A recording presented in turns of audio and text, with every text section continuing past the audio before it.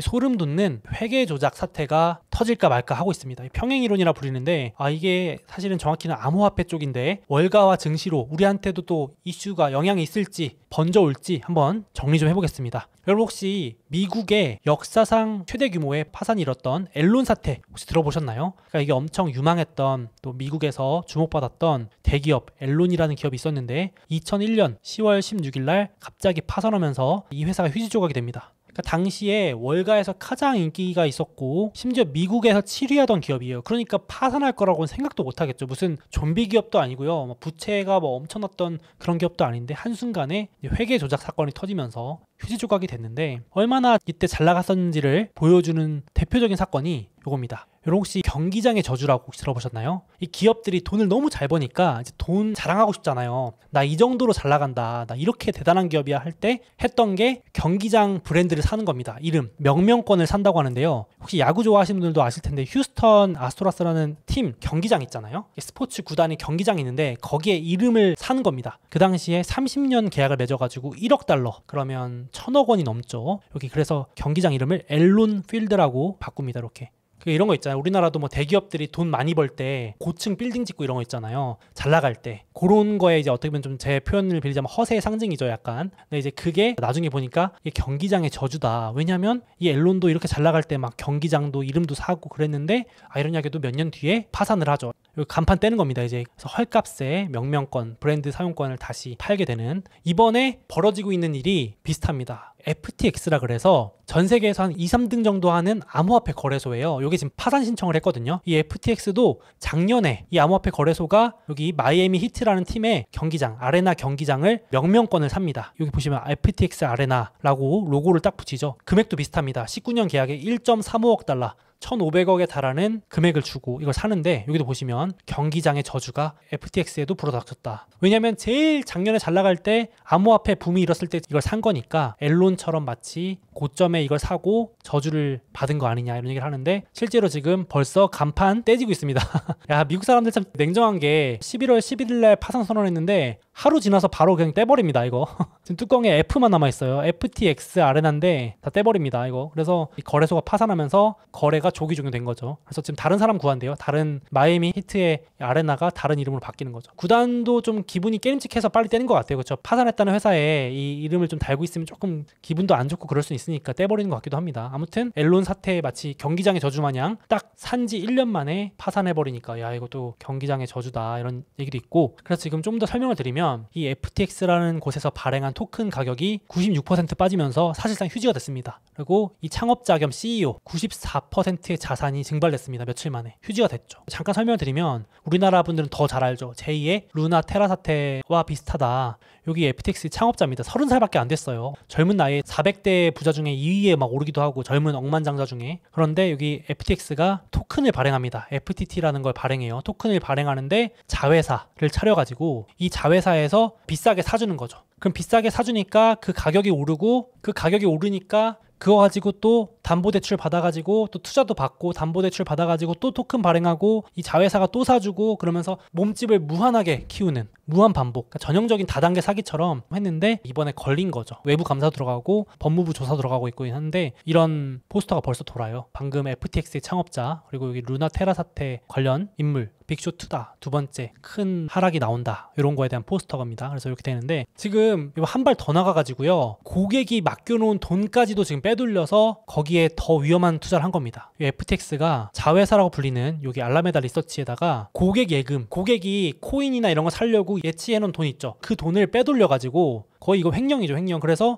자회사에 100억 불이 넘는 우리나라 치면 10조 원이 넘는 돈을 여기다가 투자한 겁니다. 계속 몰아주게 한 거죠. 그러니까 이제 엄청난 도덕적 해이다. 이게 다 터진 겁니다. 이제 이번에 다 밝혀진 거죠, 지금. 그래서 이제 파산 신청을 한 건데 근데 보시면 이 둘이 또 심지어 연인 관계라는 얘기 나와요. 그래서 이제 많은 분들이 아니 어떻게 이 젊은 30살하고 28살이 몇십조 되는 자산을 막 다 횡령하고 이럴 수 있지? 어떻게 둘이 다 해먹을 수 있지라는 의문이 막 들어서 조사가 시작된 거예요. 근데 보니까 이게 생각보다 엄청 거대합니다. 이게 정치 커넥션까지 연계가 돼요. 이게 관계가 엄청 복잡한데 이 인물 혹시 들어보셨나요? 게리 갠슬러라고 증권거래위원회 위원장입니다. 이 사람이 뒷배에 있다라는 얘기가 나오는 거예요. 약간의 음모론일 수 있는데 지금 이미 법무부가 조사가 들어갔습니다. 이거 관련해서 기사가 나온 거예요. 그래서 게리 갠슬러라는 증권거래위원장, 우리나라로 치면요 이분이 금감원장 정도, 뭐 거의 금융계에서는 엄청난 권한을 가진 분이에요. 이분이 암호화폐 되냐 마냐도 승인할 수 있고요. 규제에 관련해서는 이분만한 위치가 없는 거물인데 이분이 이제 뒤에서 봐준다. 그랬기 때문에 이런 일이 가능했다라고까지 얘기가 나오고 있는 거예요. 조사에 들어갔는데 이 방금 설명드렸던 FTX의 CEO 샘 뱅크먼 프리드의 여자친구로 의심받고 있는, 지금 데이트도 여러 번 목격되고 막 그래서 지금 관계가 의심스럽다고 하는 이 자회사의 CEO가 연인이잖아요. 이렇게 연인인데 이분의 아빠와 복잡하죠. 이분의 아빠와 게리 갠슬러가 또 아주 친분이 있다는 거예요. 또 MIT 동문이에요. 이렇게 MIT가 연결고리랍니다. 또 그래서 이렇게 아주 친분이 있는 관계가 있기 때문에 서로 돌고 돌면서 봐줬다. 그래서 지금 게리 갠슬러는 돈을 받고 또 정치 자금 세탁해주고, 그리고 요 나머지 인물들은 한번 크게 해먹고 그런 거 아니냐, 막 이런 얘기까지 나오는 거예요. 그래서 참 복잡한데 요게 이제 곧 어떻게 될지 조사에 들어갔습니다. 그래서 기사가 계속 나올 것 같아요. 정치적 뇌물이다, 커넥션이다. 그래서 이번에 보니까 까보니까 방금 보여드렸던 FTX CEO가 개인으로는 무려 6번째 규모의 정치 자금 기부자인 겁니다. 그러니까 뒷돈을 엄청나게 먹였다라는 게 다 밝혀지고 있는 거죠. 저렇게 폰지 사기 같은 걸 막 하고 있는데도 아무도 뭐라고 안 했던 이유가, 알고 보니까 정치 로비를 혼자서만 550억을 하면서, 미국 6대면 지금 뭐 미국의 재벌들이 얼마나 많을 텐데요. 테슬라 머스크부터 해가지고 빅테크 CEO들도 거물도 많고 할 텐데, 이 30살 이제 막 30살 되신 분이 6번째 규모의 기부자라고 하니까 진짜 수상하다, 이렇게까지 나오는 겁니다. 그런데 이제 지금 파산 신청하고 더 수상한 게 해킹 발표를 해버립니다. 우리 코인이 없어졌어요 라면서 갑자기 6억 달러, 한 6천억, 7천억 달러는 돈이 없어졌습니다. 근데 이게 전형적인 수법에 가깝다라는 의심이 많아요. 그러니까 그냥 해킹 당했다 그러면 증거가 없으니까 우리 모르겠어요 라고 해버리면 된대요. 그러니까 빚 안 갚으려고. 그래서 지금 업계 분들도 저거 내부자 소행이다, 자작극이다, 가능성 있다, 봐야 된다, 전형적으로 암호화폐 업계에서 하는 사기다, 이렇게까지 얘기를 하고 있어요. 그래서 지금 법무부에서 그래서 지금 조사에 들어가고 있습니다. 그러니까 확실히 폰지 사기, 아주 저 CEO랑 주변 인물들이 작정하고 사기친 거다, 이거 한몫 해먹고 나가려고 하는 거다. 그런데 이번에 규모가 작지 않아요. 이게 조그만 기업이었으면 괜찮을 텐데 암호화폐 거래소 전 세계 2, 3등 하던 기업이어가지고 또 부채 규모도 만만치 않대요. 노출된 부분들이 적지 않답니다. 그래서 지금 좀 문제가 되고 있는데, 이 인물들은 이미 해외로 도피를 해가지고 지금 법인이 있는 바하마 제도 그쪽에 있다가 이제 범죄에 연루될까봐 범죄인 끌고 가지 않는 두바이로 가다가 잡혔다, 뭐 이런 루머도 있고요. 기사입니다. 이거는 두 인물이 같이 목격됐다, 이거 뭐 도피하는 거 아니냐, 뭐 이런 얘기 나오고 있고. 이게 참 웃긴 게 이 경제지의 저주라고 제가 이름을 붙여놨는데, 이게 참 미국 언론에서 특히 포춘, 포브스 이런 데 있잖아요. 거기서 딱 조명을 하면 꼭 이상하게 몇 개월 뒤에 막 이런 안 좋은 악재들이 터지던데, 불과 3개월 전까지만 해도요, 방금 보여드렸던 FTX CEO가 넥스트 워렌 버핏으로 불렸습니다. 이거 보이시죠? 넥스트 워렌 버핏. 야, 그러면 투자의 대가다 막 이러면서 막 미국에서 엄청난 관심을 받았대요. 미국에선 이게 되게 큰 사건이에요. 지금 노출이 많아가지고 100만 명 가까이 피해를 보고 있고 금액도 일파만파 크다. 그래서 3개월 전에 그랬는데, 이분 혹시 아세요? 테라노스라 그래서 피 한 방울로 모든 병을 고칠 수 있다라 그래가지고 억만장자에 오른 넥스트 스티브 잡스라고 불렸던 테라노스라는 기업의 CEO 엘리자베스 홈즈도 얼마 안 있어서 파산, 그리고 지금 재판을 받고 있죠, 유죄로. 그래서 여기도 나와 있습니다. 포브스 선정 400대 억만장자의 그 당시에 뭐 최연소 여성 억만장자, 요게 스티브 잡스처럼 목티 터틀넥 하고 있죠, 검은색. 요게 피 한 방울로 모든 걸 진단한다라는 게 나중에 결국 다 사기로 밝혀졌죠. 근데 여기도 올해 포브스의 400대 선정 2위 부자, 30살인데 자산 규모가 26조 원, 어마어마한 부자이자 투자의 대가라고 막 포브스에 선정됐는데, 참 아이러니하게도 이 저주가 발동됐는지 얼마 지나지 않아 파산까지 맞으면서 재산 다 날아가는, 재산의 뭐 지금 94%가 날아갔다고 하니까요. 그렇게 되고 있습니다. 이 두 기업이 다행히도 FTX랑 테라노스가 주식시장에 상장을 안 해서 피해 규모가 작은 거지, 만약에 상장이 돼 있는 기업이었으면 우리 같은 투자자들도 피해를 엄청 봤을 거라는 얘기가 많아요. 실제로 코인베이스 이런 건 상장이 돼 있지만 FTX는 불과 얼마 전까지만 해도 기업 가치 60조 원 가까이 평가받았던 기업이거든요. 근데 지금 기업 가치가 제로입니다. 제로. 테라노스도 뭐 상장한다 만다 그랬는데 결국 다행이죠, 그 전에 이제 사기인 게 들통이 나가지고 기업 가치가 박살이 났는데 요게 결국 이렇게 돼버렸고요. 그리고 참 이거 여담이지만 머스크가 또 눈치를 챘대요. 앞서 보여드린 이 FTX의 CEO가 머스크한테도 투자한다 그랬대요. 올해 초에 머스크가 이제 트위터 투자한다고 돈 필요하다 그러니까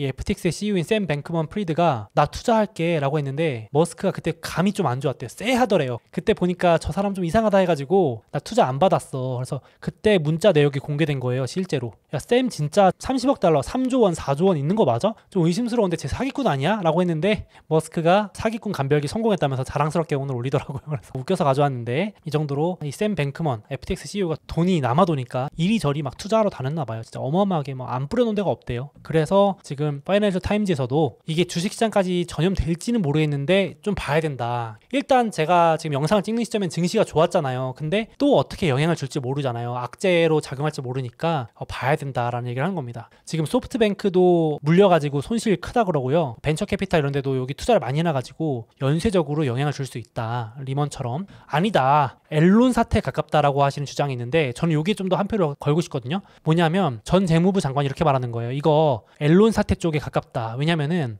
만약에 저 FTX 사태가 암호화폐 자체의 문제였다. 혹은 뭔가 시스템의 문제였다면 리먼 사태인데 저건 확실히 개별 기업. 아까 보여드렸던 CEO와 자회사의 CEO. 그런 운영진의 일탈 문제다. 이거 윤리적인 문제다. 그래서 앨런 사태, 회계 조작, 회계 부정에 가깝다.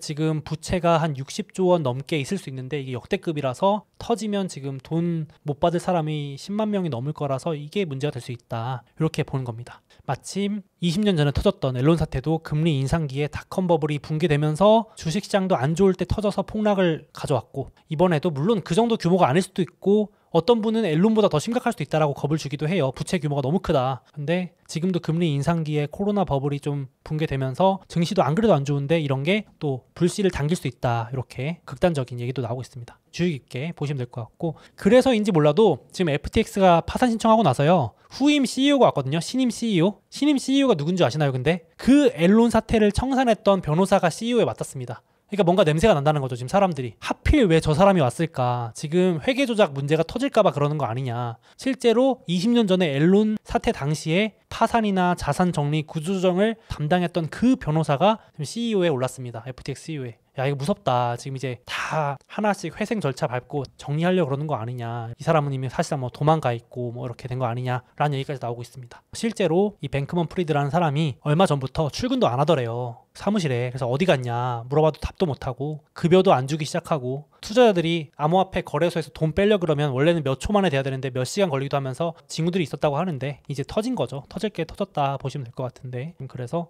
이렇게 정리가 될 것 같습니다. 이제 그래서 저희 걱정되는 건 제가 이거 소개해드린 것도 아니 소문이 근데 뭐 금융시장에 이거 암호화폐잖아요. 저랑 관계없어요. 저 비트코인 안 하는데 라고 할 수 있지만 이제 아무래도 이렇게 증시 또 혼란스러울 때는 웩더독이라 그래가지고 이게 꼬리가 몸통을 흔든다는 표현이거든요. 원래 작은 사건이 이제 도화선이 돼가지고 큰 문제가 터지잖아요. 그래서 이런 얘기도 좀 나오니까 같이 보자고 말씀드린 건데 대표적으로 이런 거 있습니다.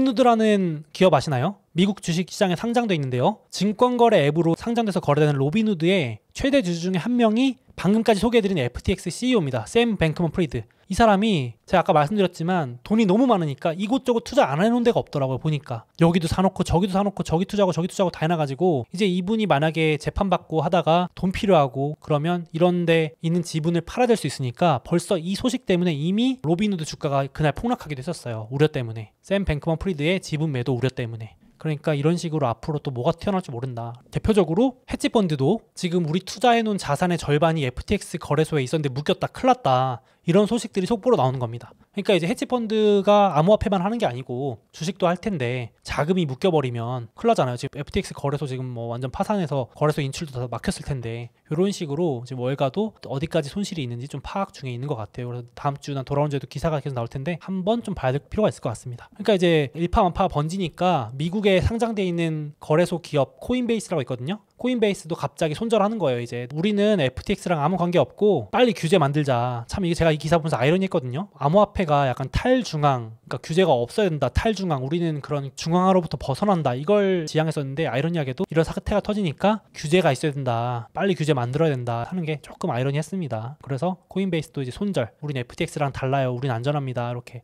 연쇄적인 도미노 효과를 피하기 위해서 입장 정리를 하고 있습니다. 그래서 지금 월가에서도 금융시장 전이는 몇 주 더 지켜봐야 된다. 뭐 리먼도 그랬고요. 몇 달 전부터 경고가 나왔지만 나중에 갑자기 터졌거든요. 그래서 지금 잠복돼 있는 뉴스에 나오지 않는 이슈들이 갑자기 또 튀어나올 수 있으니까 조심하자 이렇게 돼 있고, 물론 지난 5월 달에 루나 테라 사태 터져가지고 많은 투자자분들이 레버리지를 줄였대요. 그때 한번 해가지고. 그래서 그때보다는 파악되는 피해는 적을 거다라는 예상도 있더라고요. 그러니까 이미 한번 당해보셔가지고 암호화폐 투자자들이 지금 금리도 뭐 오르고 긴축 끼고 안 좋은 거 다 아니까 무리한 레버리지는 그때 한번 줄였기 때문에 괜찮을 거다라는 의견도 있습니다. 그래서 지금 비트코인 엄청 빠지고, 요거 핑계로 또 엔비디아나 반도체 시도 또 빠질 수 있잖아요. 테슬라도 그렇고 꼭 같이 움직일 때가 있잖아요. 그래서 JP모건도 지금 비트코인 채굴 원가가 13,000달러라네요. 근데 지금 비트코인이 16,000달러거든요. 그래서 요거 밑으로 내려가면 채굴하는 기업들도 막 파산 선언하면서 연쇄 도미노로 마진콜이 올 수 있다. 그래서 13,000을 깨면 뭐 더 내려가면서 연쇄 악재가 올 수 있다. 이렇게까지 경고를 합니다. 그래서 저도 반도체 투자를 하고 있기 때문에 비트코인하고 상관없더라도 연결이 돼 있을 수밖에 없다. 조금 참고하셔야 될 것 같아요. 나스닥하고도 연결이 다 있죠.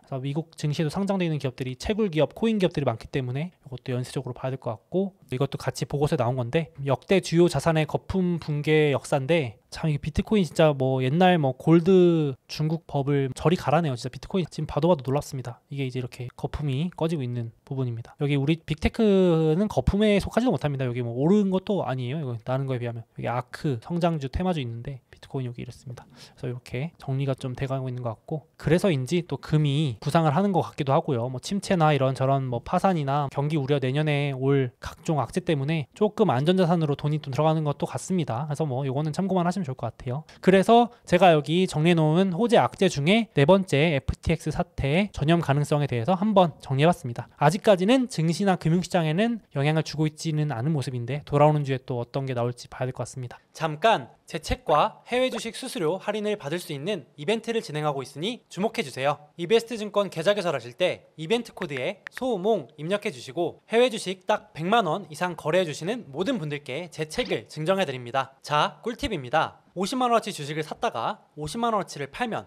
바로 100만원 거래 금액이 채워지겠죠? 이건 우리끼리만 아는 비밀로 하시죠. 또 수수료 할인 이벤트도 진행하고 있으니 별도로 신청하시면 0.07%로 우대받으실 수 있습니다. 당연히 실시간 시세도 무료로 제공됩니다. 이미 타사에서 해외 주식을 하고 계신 분들도 있으시죠? 그 해외 주식을 이베스트 증권으로 옮기시면 현금을 드리는 이벤트도 진행하고 있다고 합니다. 아직 미국 주식을 시작하지 않으셨거나 추가로 계좌 개설하실 분들은 이런 혜택 누리시면서 투자하시면 더욱 좋을 것 같습니다.